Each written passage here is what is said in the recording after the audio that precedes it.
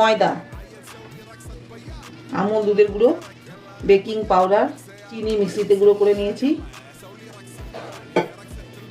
সব কিছু দিয়ে ভালো করে মেশাবো।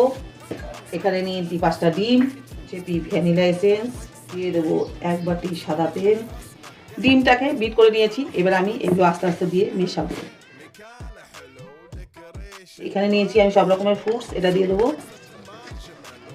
সমস্ত কিছু দিয়ে ভালো করে মেশানো হয়ে গেছে। আমি 2টো বাটি তেল মাখিয়ে ব্যাটার পেপার বসিয়ে দিয়েছি। এবার আমি ঢেলে দেবো এর মধ্যে। 2 বাটিতে ঢালা হয়ে গেছে, ড্যাব ড্যাব করে দেবো। তো কড়াই বসিয়ে দিলাম, কড়াই গরম করে নিয়েছি, ঢাকনা দিয়ে ঢেকে দেবো। একদম লো ফ্লেমে করে দেবো গ্যাস। দিয়ে দিলাম, আমি ঢেকে দিলাম। এবার আমি 45 মিনিটের জন্য বেক হতে দেবো। 45 মিনিট আমি বেক করেছি। আমার ক্রিসমাস কেক একদম রেডি হয়ে গেছে। এটা দারুণ ফুলেছে, এটা একটু কম ফুলেছে, কিন্তু সাইডটা দেখুন কত সুন্দর হয়েছে।